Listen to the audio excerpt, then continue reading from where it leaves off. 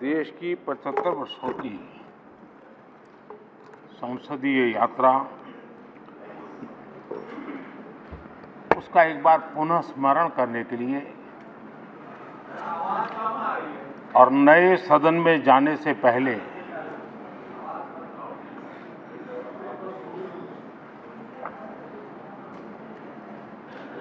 उन प्रेरक पड़ाव को, इतिहास की महत्वपूर्ण घड़ी को स्मरण करते हुए आगे बढ़ने का ये अवसर है।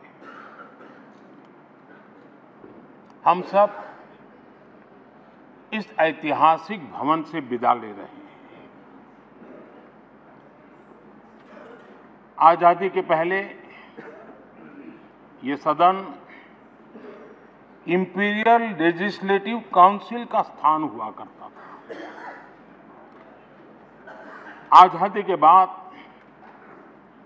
ये संसद भवन के रूप में उसको पहचान मिली। ये सही है, इस इमारत के निर्माण करने का निर्णय विदेशी शासकों का था, लेकिन ये बात हम न कभी भूल सकते हैं और हम गर्व से कह सकते हैं कि इस भवन के निर्माण में पसीना मेरे देशवासियों का लगा था, परिश्रम मेरे देशवासियों का लगा था और पैसे भी मेरे देश के लोगों के।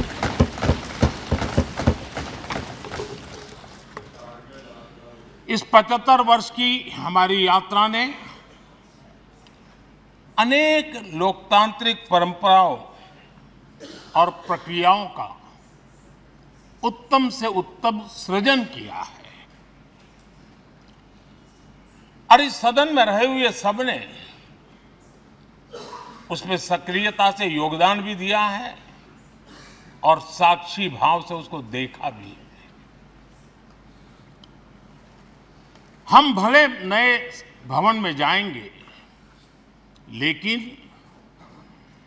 पुराना भवन भी, ये भवन भी आने वाली पीढ़ियों को हमेशा हमेशा प्रेरणा देता रहेगा।